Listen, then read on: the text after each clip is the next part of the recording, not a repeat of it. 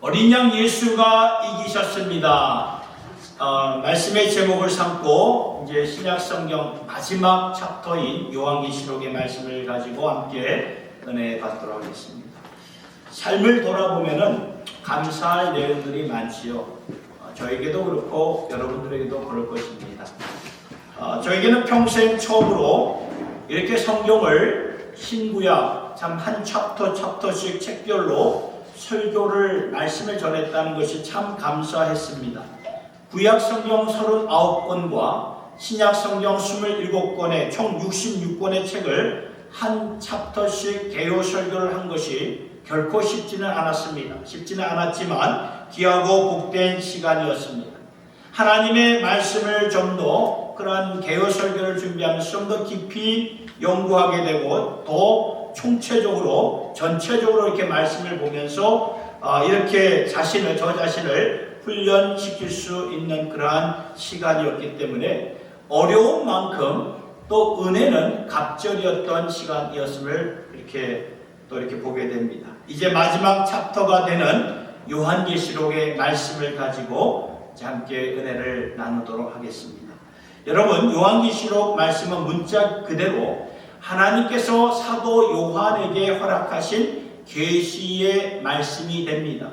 계시라는 것은 무엇입니까? 전에 숨겨져 있었고 비밀로 여겨졌던 것을 하나님께서 알려주신다라는 말씀이지요. 그러한 면에서 성경 전체의 말씀이 계시의 말씀이기도 하지만 특별히 요한계시록 말씀은 역사의 마지막 때에 어떠한 일이 있을 것이고 그때를 살아가는 주의 백성들은 어떻게 살아가야 되는가를 우리에게 알려주시는 말씀이 되기 때문에 그 어떠한 계시의 말씀보다도 장차 일어날 일에 대해 우리에게 말씀해 주시는 말씀이 바로 요한계시록의 말씀이 되는 것입니다. 그래서 요한계시록 말씀을 하나님께서 무슨 목적을 가지고 우리에게 주셨는가, 이것을 우리가 잘 알지 못한다면은 요한계시록 이 말씀을 우리가 이상하게 받아들일 수가 있다는 것입니다. 물론 구약 성경의 다니엘서나 에스겔서나 또는 스가랴서에서도 계시의 말씀이 있지만 특별히 신약 성경의 요한계시록에서는 장차 일어날 일들에 대해 굉장히 구체적으로 우리에게 말씀해 주시고 있는 것을 보게 됩니다. 그래서 우리가 이 말씀을 자칫 잘못하여 해석하고 풀이하게 되면 우리가 성경을 바라보는 초점이 이렇게 빗나갈 수가 있어요. 예를 들면 요한계시록에 천년 왕국이 이런 것이구나, 천년 왕국에 대한 이야기가 나오거든요. 천년 왕국이 이런 것이구나 하면서 풀이를 하고 또 나중에 짐승들이 주는 표, 그 666 여러분 들어보셨죠? 666이라는 숫자인데 그 표는 무엇을 상징하는 표인가? 아니면 그 표가 무엇을 가리키는 것인가? 이런데 우리가 이렇게 막 빠지기 시작하면은 한도 끝도 없다는 말입니다. 그렇게 우리가 요한계시록 말씀을 풀이하고 해석하면 하나님께서 원래 요한계시록을 주신 말씀의 의도와 목적과는 완전히 다르게 우리가 성경을 이렇게 볼 수가 있다는 것이지요. 여러분, 오늘날 지구촌 곳곳에서 사이비 이단들이 참 많아요. 그 사이비 이단들이 성경의 어느 말씀을 가지고 성도들, 믿는 자들을 유혹하는가 하면은 바로 오늘 우리가 보았던 요한계시록의 말씀을 가지고 굉장히 미혹하게 한다는 것입니다. 아직 일어나지 않는 일, 장차 일어날 일이기 때문에 그 말씀을 가지고 저들의 방법을 가지고 표현하고 또 그것을 풀이하고 해석하여서 성도들을 미혹하게 한다는 거죠. 그리고 전통적인 분명한 그 신앙의 바탕에서 벗어나게 하는 일들을 오늘도 버젓이 이단들은 이렇게 활개를 치고 다닌다는 것입니다. 여러분, 이 자리에는 예수를 오래 믿은 분들도 있고 그렇지 않은 분들도 있지요. 그래서 신앙생활을 어느 정도 하신 분들은 요한계시록의 말씀의 전체적인 풀이가 약간씩 다르게 와닿습니다. 기독교 역사에 그러니까 이 요한계시록 말씀을 우리가 구체적으로 풀이한다고 하면은 참 힘든 것이고 참 이게 어찌 보면 참 위험한 그러한 일일 수도 있습니다. 기독교 역사에서 성경학자로 그리고 탁월한 주석가였던 그 존 칼뱅은요, 요한계시록만큼은 주석을 쓰지 않았어요. 다른 챕터는 다 이렇게 썼는데 요한계시록만큼은 안 썼습니다. 그 누구보다도 월등하게 성경을 깊이 연구하셨던 그런 분인데도 요한계시록 말씀만큼은 주석을 쓰지 않았어요. 왜냐하면 요한계시록 말씀을 완벽하게 해석할 수 있는 사람이 과연 어디에 있겠는가? 본인이 그러한 자리에 가기를 원치 않아서 아마도 요한계시록만큼은 주석을 쓰지 않았던 것이라고 저는 이렇게 개인적으로 생각이 됩니다. 여러분, 이 구약 성경은요, 오실 메시아에 대해 굉장히 많은 예언을 하죠. 구약 성경을 보면은 그 예언에 관하여서 모든 사람들이 구약 시대에 완벽하게 그 오실 메시아에 대해서 이해 알았던 사람들은 한 사람도 없었어요. 완벽하게 없었습니다.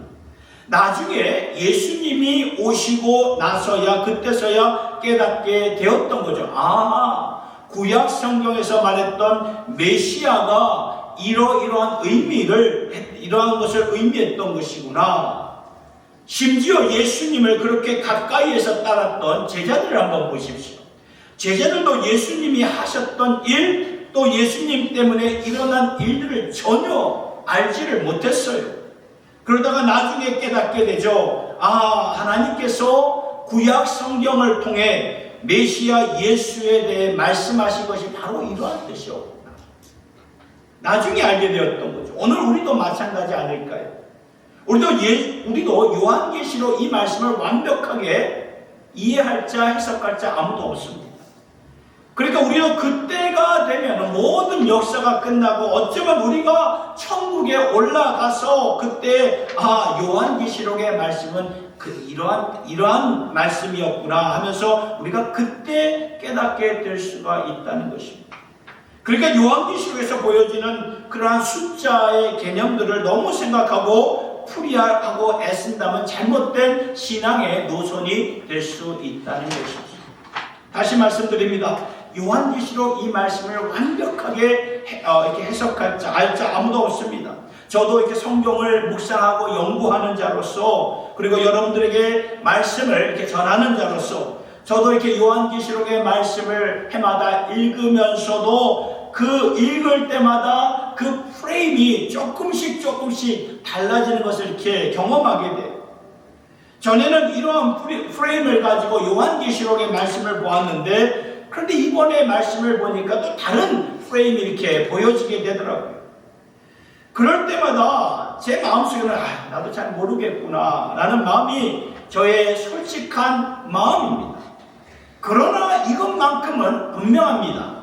요한계시록 말씀이 무슨 의도와 목적으로 오늘 우리에게 주셨는가 분명한데, 요한계시록 말씀은 사실 하나님께서 그 당시에 존재하고 있었던 7 교회들에게 주신 말씀이 됩니다.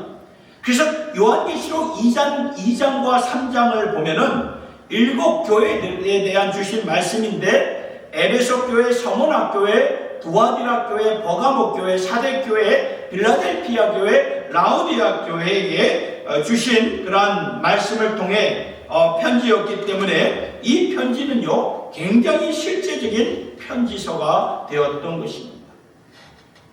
계시록 말씀을 통해서 우리가 한번 그때 비율을 한번 맞춰보고, 또한 숫자를 한번 맞춰보고, 예수님이 과연 언제 오실 것인가 맞춰보라고 주신 말씀이 아니라, 그때의 교회들, 7 교회들이 당면하고 있는 어려움이 있었어요. 도전이 있었고 여러 가지 이슈들이 있었는데, 이러한 이슈들을 제대로 믿음의 바탕에 서가지고 잘 감당할 수 있도록, 믿음으로 승리할 수 있도록 주신 말씀이 바로 요한계시록 말씀이라는 것입니다. 그러니까 요한계시록의 말씀은 어려운 게 아니에요. 굉장히 심플한 것입니다. 이렇게 우리가 계시록의 말씀을 심플하게 보지 않으면 원래 주신 말씀의 의도에서 벗어나게 되죠. 벗어나서 이상한 해석을 하게 된다는 것입니다. 중요한 것은 우리가 심플하게 보셔야 됩니다. 하나님께서 여러 가지 이슈에 당면했던 그 7 교회들에게 말씀을 주시고 그 말씀을 또한 우리에게 성경으로 주셔가지고 오늘 우리가 겪고 있는, 우리가 삶에서 당하고 있는 여러 가지 이슈들이 있지 않습니까? 그러한 이슈들을 어떻게 감당하라고 주신 그러한 요한계시록의 말씀의 전체적인 메시지는 오늘 말씀의 제목대로 하나님의 어린 양 예수가 승리했습니다. 이기셨습니다. 그 말씀입니다. 이것이 요한계시록에서 주시고자 하는 명확하고 분명한 메시지가 되는 것입니다. 계시록 1장부터 22장까지 하나님의 어린 양 예수가 이기셨고 승리하셨다. 이 메시지가 요한계시록 전체에 이렇게 담겨져 있지만 대표적으로 오늘 이 시간을 통해서 세 군데만 제가 보도록 하겠습니다. 요한계시록 1장 5절 끝부분에 이렇게 나와 있죠. 우리를 사랑하사 그의 피로 우리 죄에서 우리를 해방하시고 그 아버지 하나님을 위하여 우리를 나라와 제사장으로 삼으신 그에게 영광과 능력이 세세토록 있기를 원하노라. 여기서 무슨 말씀을 하고 있냐 하면은 예수 그리스도 그분이 우리를 사랑하셔서 당신의 피를 가지고 우리를 죄에서 해방시켜 주셨다 그 말이에요. 여러분, 죄의 결과가 무엇입니까? 죄의 결과가 뭐죠? 성경에서 사망입니다. 사망이에요. 사탄 마귀가 마지막 권세를 갖고 있는 카드는 바로 사망 권세입니다. 죄로 우리를 정죄하죠. 계속 정죄합니다. 정죄하면서 사망 권세로 온 인류를 압박하고 누르고 있어요. 그래서 인류가 이 사망 권세의 두려움 때문에 우리가 이러한 전혀 자유롭지 못하고 두려움 가운데 살고 있는데 예수 그리스도께서 육신의 몸을 입고 이 땅에 오셔서 십자가 사역을 감당하심으로 말미암아 사탄 마귀가 갖고 있는 마지막 카드 사망 권세의 압박에서부터 인류를 풀어주셨다 그 말입니다. 그러니까 예수가 이기셨다는 거예요. 예수가 승리했다는 거죠. 마지막 사망 권세를 예수가 끊어버리셨다는 말이에요. 그래서 6절을 보면니까 밑줄 친 그거를 잘 보세요. 그 아버지 하나님을 위하여 우리를 나라와 제사장으로 삼으셨다. 예수님께서 그 나라를 정복하셨다 그 말이죠. 이기신 그분이 이제 하나님의 나라를 세우면서 우리를 그 나라의 믿는 자들을 그 나라의 주역들로 중심 인물들로 세우시고 하나님의 제사장들로 세워주셨다 그 말씀입니다. 그래서 모든 영광과 능력이 세세토록 있기를 원하노라. 아멘. 그렇죠?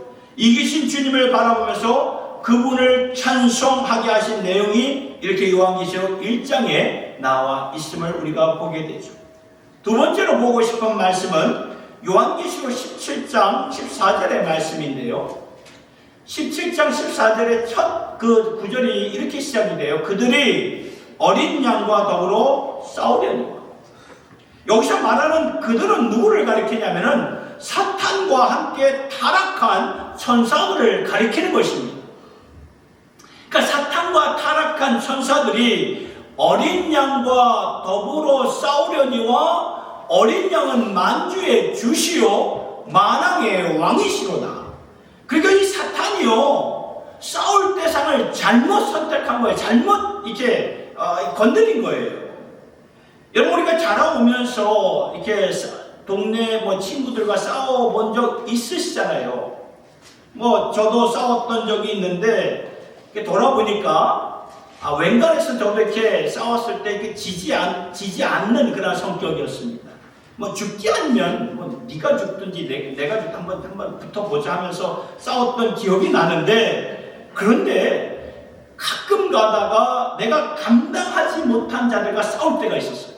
그 상대방의 그런 힘을 모르고 그냥 객기로 한번 싸워볼 때가 있었거든요. 그러다 한 대 이렇게 맞으면요, 와, 내가 이게 싸울 대상을 잘못 선택했구나. 그래가지고 그때는 어떻게 해야 됩니까? 싸워야 됩니까? 아니죠. 도망쳐야 돼. 도망가야 됩니다. 그 방법밖에 없어요. 그러니까 지금 여기서 지금 이 말씀을 하는 거예요. 이 말씀을. 그들이 사탄과 타락한 천사들이 어린 양과 이렇게 더불어 싸웠는데 이놈들이 싸울 대상을 잘못 선택했다는 그 말이에요. 어린 양이 뭐예요? 만주의 주시오 만왕의 왕이시다. 잽도 안 된다 그 말이죠. 그 말이에요. 아무것도 아니다. 어린 양이 그들을 이기실 터이요 그와 함께 있는 자들, 곧 그와 함께 부르심을 받고 택하심을 받은 진실한 자들도 이기리로다.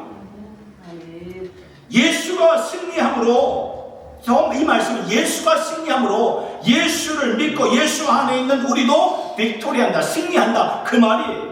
이것이 요한계시록 17장 14절의 말씀입니다. His victory, my victory. 그리고 계시록 마지막 장 21장을 그 마지막 끝장 부분에 21장을 보면은 이제 21장 1절을 보면 이렇게 나와 있습니다. 또 내가 새 하늘과 새 땅을 보니 처음 하늘과 처음 땅이 없어졌고 바다도 다시 있지 않더라. 그러니까 이 세상이 다 지나고 하나님께서 새 하늘과 새 땅을 창조하신다는 말씀인데요. 여러분, 이 세상은요 다 지나가는 세상이에요. 언젠가는 없어집니다. 물리학자들도 언젠가는 다 없어지는 이 세상. 이 세상이 다 지나간 후에 하나님의 나라가 온전히 이루어질 때에 그 나라가 어떠한 나라인가 말씀을 보니까 이제 그가 수정같이 맑은 생명수의 강을 내게 보이니 하나님과 및 어린 양의 보좌로부터 나와서 길 가운데로 흐르더라.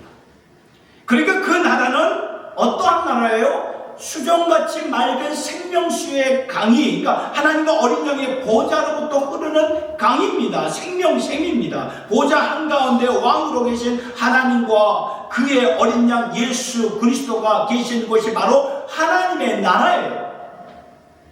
3절을 보세요. 3절을 보면은 다시 그래서 저주가 없으며 그런 말이 나와요. 22장 3절을 보니까 지금 우리가 살고 있는 이 세상은 죄악의 저주가 있는 곳입니다.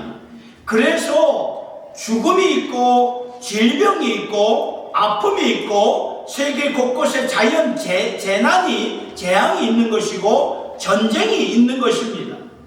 그런데 언젠가 이 죄악의 저주, 재앙이 있는 이 세상은 지나가고 하나님께서 이제 새 하늘과 새 땅을 허락하시는데 그것은 어떠한 곳인가? 다시는 저주가 없는 것이고 죄의 결과에 영향이 없는 곳이라고 말씀을 합니다. 다시는 저주가 없으며 그 다음에 보세요. 하나님과 그 어린 양의 보좌가 그 가운데 있으리니 그의 종들이 그를 섬기며 그의 얼굴을 볼 터이요 그의 이름도 그들의 이마에 있으리라. 다시 밤이 없겠고 등불과 햇빛이 쓸데없으니 이는 주 하나님이 그들에게 빛이 심이라. 그들이 세세토록 왕노릇 하리로다.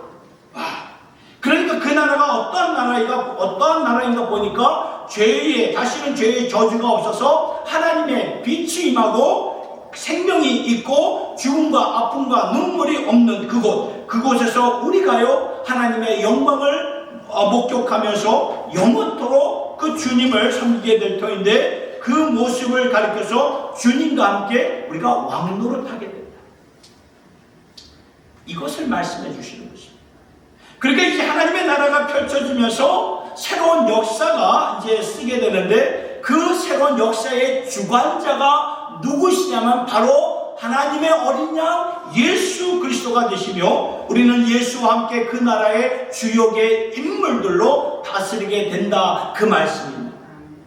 그렇다면 이 말씀이 오늘 우리들에게 살아온 이 현대 시대에 살고 있는 우리들에게 어떻게 적용이 되며 주시는 말씀이 무엇일까요? 세 가지만 보도록 하겠습니다. 첫째는 우리는 지금 결정하는 날, 그러니까 D-Day라는 거죠. Decision Day와 승리하는 날, Victory Day 사이에 살고 있다는 것입니다.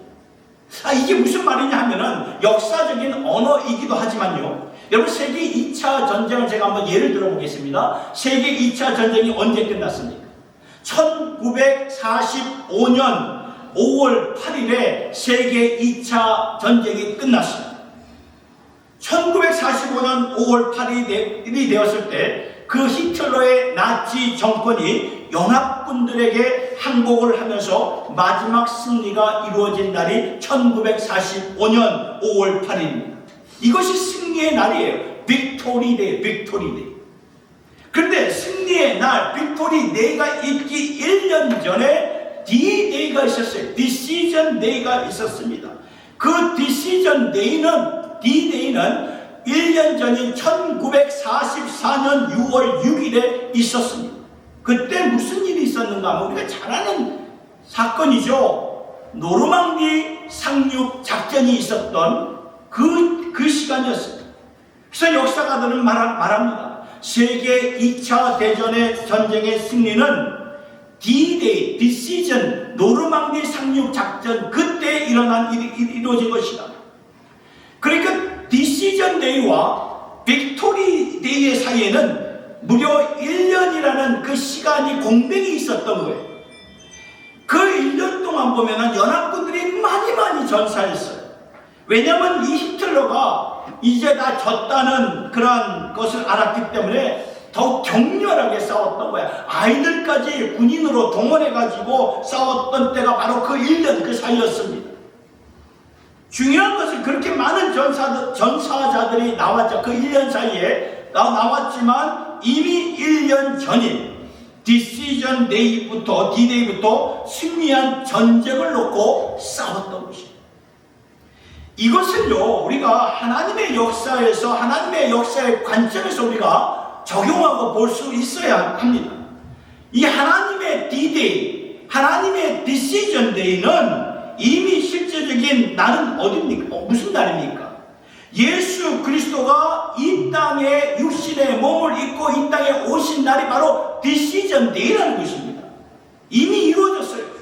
예수님이 오셔서 십자가에 달려 죽으시며 사망 권세를 깨트리시고 우리를 모든 인류의 모든 죄악의 압박에서부터 해방을 시켜 주셨어요. 그때 이미 승리가 이루어진 거예요.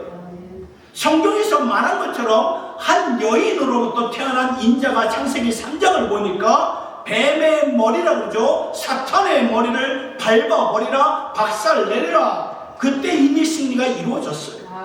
그러니까 하나님의 D-Day는 이미 이루어진 것이지만 하나님의 그 V-Day, Victory Day는 언제일까요? 예수님이 다시 오시는 날이 되는 거예요. 여기에 그러니까 하나님의 D-Day와 하나님의 V-Day에는 공백 기간이 있다는 거예요. 공백 기간이. 중요한 것은 사탄도요, 이미 진 것을 알고 있어요. 예수님이 오시는 그 D-Day에 이미 내가 졌구나 알고 있었다는 거예요. 알고 있었기 때문에 마지막 V-Day, 빅토리 승리의 그날까지 격렬하게 사탄이 오늘도 싸우는 거예요. 예수 믿는 자들 실족하게 만들고 예수 믿지 못하게 만든다는 거죠. 마지막으로 사람들을 죽이고 멸망시키고 교회를 핍박하고 박해하려는 일들을 필사적으로 격렬하게 싸우고 있는 거예요. 이미 사탄도 진 것을 알고 있기 때문에. 그런데 하나님 지금 우리를 살게 하시는 이유가 있어요. 그것은 무엇일까? 아직도 구원받아야 할 자들이 남아있기 때문입니다. 오늘도 우리의 가족들, 친지들 중에 예수 안 믿는 자들이 있으면 우리가 간절하게 기도하잖아요. 하나님, 이 사람 믿어야 된다. 믿어요. 오늘도 우리 교인들 중에 저에게 부탁하시는 분이 있어요. 목사님, 이제 오라버니가 아직도 예수를 안 믿어요. 좀 믿게 좀 기도 좀 부탁합니다. 기도를 부탁하는, 아직도 믿지 못하는, 아직 믿지 않는 자들이 있기 때문에 하나님이 기다리신다는 거예요. 믿는 자들이 다 찰 때까지 기다리셨다가 그때 V데이로, 빅토리데이로 예수님이 다시 오시게 된다는 거예요. 그러니까 지금 우리가 이 세상에 살면서 영적 전투를 하고 있고 어려움이 있을지라도 우리는요, 지금 D-Day와 V-Day, 디시전 데이와 빅토리 데이 이 사이에 살고 있기 때문에 이미 승리한 전쟁이에요. 그 전쟁을 우리가 감당하고 있는 것이에요. 믿으십니까?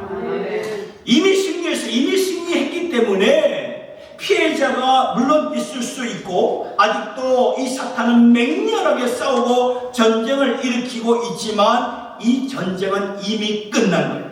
그러니까 우리의 자세는 어떠해야 됩니까? 담대하고 견고해야 된다는 거예요. 끝까지 담대하고 견고하게 서갈 수 있는 저와 여러분 모두가 될 수 있기를 예수님의 이름으로 축원합니다. 두 번째는요, 사탄은요 우리를 박해와 미혹과 유혹으로 공격을 한다는 거예요. 이것이 계시록 말씀을 통해서 우리가 반드시 깨달아야 할 그러한 영적 교훈 중에 하나가 되는데요, 앞서 말씀을 드렸듯이 D-Day와 V-Day 사이에는 지금 우리가 살고 있어요. 사탄은 이미 졌지만 마지막까지 격렬하게 싸우고 있는데 이 사탄이 어떠한 모습으로 인류를 멸망시키려고 하고 할 수만 있다면 교회를 이렇게 핍박하고 무너뜨리려고 하고 있지 않습니까? 근데 그렇게 하는 행동 중에 그 세 가지가 바로 여기에 나와 있던 것처럼 박해요, 미혹이요, 유혹으로 이렇게 우리를 공격한다는 것입니다. 자, 계시록 13장부터 보면 사탄이 이 세상에서 그냥 사탄으로 나타나지 않아요. 어떠한 모습으로 나타나서 우리를 공격을 하는데, 자, 말씀을 보니까 첫 번째 짐승이 나와요. 어떠한 사람인데 짐승이라고 말하고 있어요. 그리고 두 번째 짐승이 나오고 그 다음에 음녀가 나오죠. 사탄이 이렇게 세 가지 모습으로 세상을 망하게 하고 있고 교회를 대적하고 있는데 우리가 이것을 영적인 눈으로 바라볼 수 있어야 된다는 것입니다. 자, 첫 번째 짐승은 바로 권력을 휘두르는 자예요. 권력을 휘두르는 자. 권력을 가지고 사람들을 죽이고 교회를 핍박하는 일들을 합니다. 오늘날 여러분들 이 세상에서 누가 가장 괴로워하고 힘들고 아픔을 겪고 있는 자 있냐 하면은 절대적인 권력을 가지고 악한 일을 하는 절대 권력 밑에 있는 자들, 그 백성들이 아니겠습니까? 북한을 보세요. 북한 얼마나 인권이 유린되고, 그래서 이제 며칠 전에 지난주한 신문을 보니까 탈북한 한 6명이 이제 하버드대에서 인권 유린에 대해서 영어로 강연을 이렇게 그냥 이렇게 한다고 그런 뉴스를 보게 되었습니다. 인권이 망가져서 완전히 무너져 있었다. 거기 살고 있는 북한의 백성들 얼마나 힘들어합니까? 권력을 가지고 백성들을 공포 정치를 하지 않습니까? 북한뿐입니까? 오늘도 이 이슬람의 이 과격주의, 극단주의에 속한 나라들을 보면 이 아이시스나 탈레반 정권을 보면 평도들이 그곳에서 예수를 믿는 성도들이 너무나 괴로워합니다.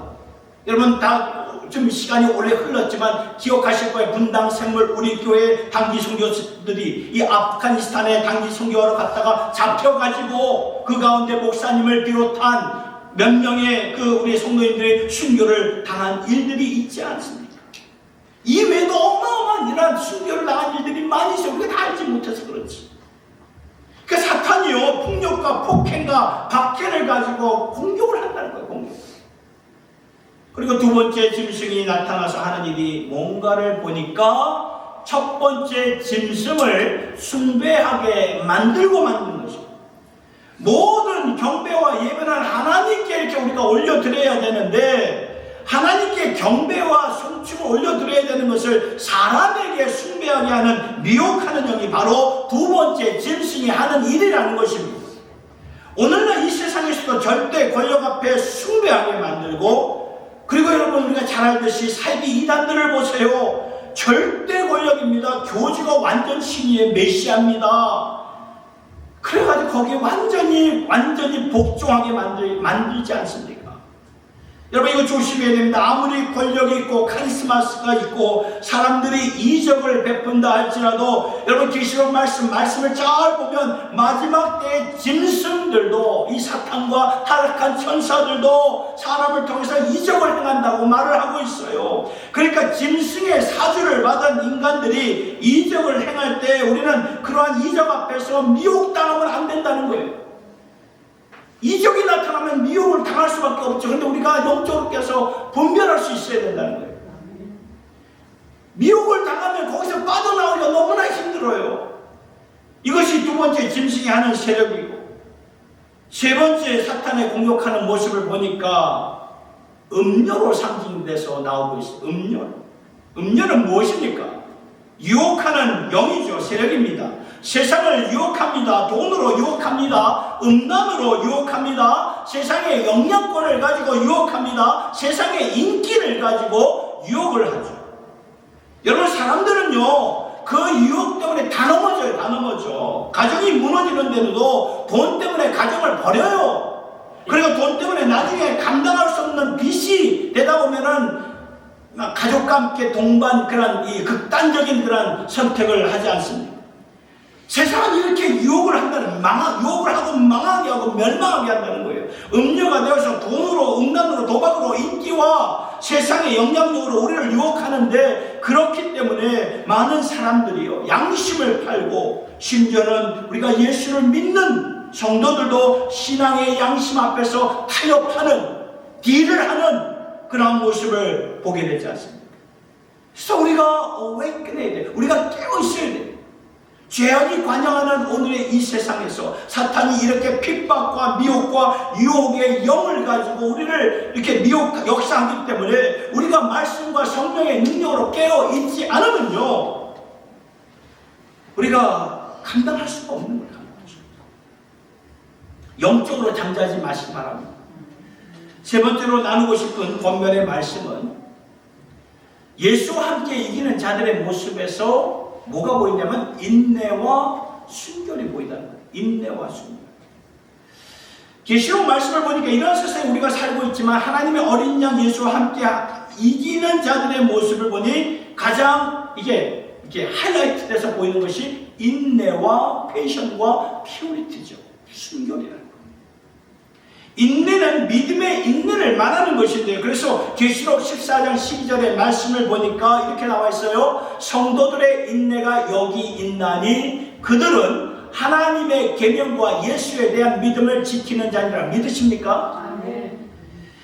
믿음으로 인내하는 거예요. 여러분 믿음은 끝까지 가는 거예요. 도중에 중도하차하는 거 아니에요. 믿음은 끝까지 가는 것입니다. 왜요? 이미 승리하신 분이 있기 때문입니다. 끝까지 그분을 바라보며 믿고 가는 것입니다. 이것이 확실하지, 이것이 분명하지 않으면 지금 힘들면 우리가 주저앉게 되고 어려우면 포기하게 되는데 그런데요 확실히 이겼구나, 확실히 승리했구나, 이것을 믿으면은 우리가 끝까지 간다는 것입니다. 어떠한 어려움이 있어도 끝까지 가게 되는 거예요. 여러분 월드컵이나 이 미식축구 풋볼이나 또는 이 세계 야구 이 월드 시리즈 같은 그러한 큰 경기 가운데 우리가 그 경기를 보지 못할 때 재방송을 볼 때가 있지 않습니까? 근데 재방송을 볼 때 마음이 참 편하죠. 왜 그럴까요? 이미 그 경기의 모든 흐름을 알기 때문에. 그래서 전반전에 실점을 했어도 마음이 편합니다. 왜요? 이긴 것을 알기 때문에. 이 경기 이겼기 때문에 편하게 봐요. 편하게. 그런데 이긴 것을 모르고 본다면 어떻게 될까요? 전반전에 실점을 했어요. 하면은 마음이 화가 나죠. 짜증이 나고 그냥 막 욕도 나오고 그렇지 않습니까? 그런데 이긴 것을 알아요. 그 경기가 이긴 것을 안다면 끝까지 가요. 오케이. 후반전에서 보자. 뭐 부임할 때 보자. 이것이 있잖아요. 믿음의 인내라는 거예요. 이게 믿음의 인내입니다. 이겼다. 이미 이긴 게임을 안다면 끝까지 간다는 것이 믿음이 그런 것이. 그래서 우리가 믿음 생활을 하면서 포기하지 마시고 끝까지 갈 수 있기를 예수님의 이름으로 축원합니다. 믿음의 인내가 있고 그리고 순결이 있어요. 퓨리티, 순결. 여러분, 예수님과 함께 이긴 백성들의 모습을 오늘 말씀을 통해서 보니까 계시록 마지막 22장 1절을 4절을 보니까 이제 이렇게 나와 있어요. 그의 얼굴을 볼 터이요. 22장 4절 보니까 예수의 얼굴을 볼 터이요. 예수의 이름도 그들의, 오늘 예수를 믿는 자들의 이마에 있습니다. 그러니까 이 계시록 13장에는 짐승들이 나타나면서 계속 주시는 말씀들이, 그때 사람들이 살아남기 위해서 자신들의 영혼을 걸고 신앙까지도 타협하면서 짐승의 표를 받았거든요. 근데 그 짐승의 표가 뭐 666인가 아니면 상징적인가, 여기에 우리가 너무나 빠져들지 마시기 바랍니다. 그때 가면 다 알게 돼요. 중요한 것은 짐승의 어떤 그 악한 영향력이 있다는 걸 아셔야 돼요. 그쪽으로, 짐승의 영향 쪽으로 가게 되면 우리의 영혼이 팔아버리게 됩니다. 그러나 믿는 자들, 이기는 자들을 보니까 그 이마에, 저 말씀 보니까 그 이마에 예수의 이름이 적혀 있는 거예요. 쓰여져 있는 거예요. 끝까지 순결을 지켰기 때문에 예수 믿는 그 믿음을 끝까지 지킨 것입니다. 순결이. 그리고 요한계시록 19장 8절과 22장 9절의 말씀을 보면 자신의 이 세마포, 깨끗한 세마포와 두루마리를 깨끗이 빨래한, 세탁한 자들아, 세상의 많은 유혹과 미혹 가운데 살다 보면 나도 모르게 더러워질 수밖에 없고 때가 묻을 수밖에 없지만, 그럴 때마다 주의 말씀과 은혜로 십자가의 보혈을 가지고 세탁을 하고 빨래를 하면은 깨끗한 세마포요 두루마기를 입고 주 앞에 서게 되는 자라고 말씀은 분명히 증거하고 있습니다. 그러니까 이기는 자들의 모습은 무엇인가 보니까 순결한 모습이에요. 순결한 모습. 믿음의 양심을 지키면서 끝까지 가는 거예요. 끝까지.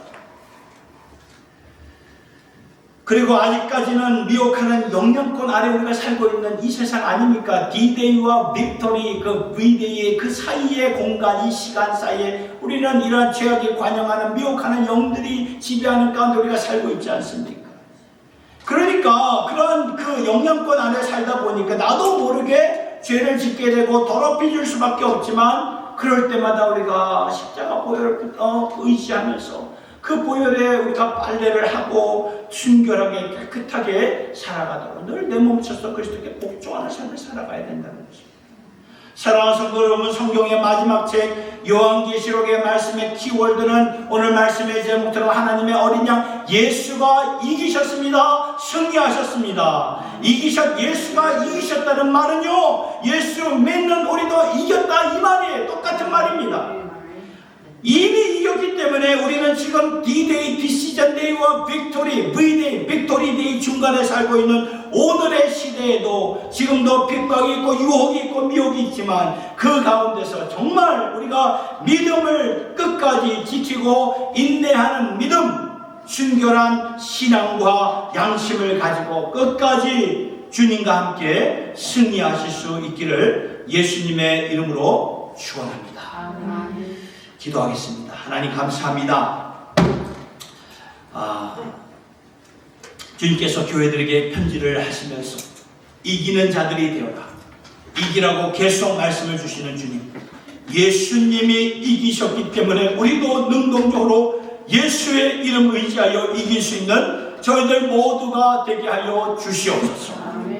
인내의 믿음을 지키며 신앙과 양심의 순결을 지키면서 믿음을 지키는 저희들 되게 하여 주시옵소서. 언젠가 승리의 날이 되어서 주님을 다시 만나 뵈는 그날 우리 모두가 기뻐하며 영광스럽게 주님 앞에 주님을 맞이할 수 있는 저희들 모두가 되기를 원합니다. 주 안에서 승리하는 자가 되어서 그 승리의 영광을 맛보며 살다가 주 앞에 섰을 때 승리의 면류관 받는 여기 모인 주의 권속들 되게 하여 주시옵소서.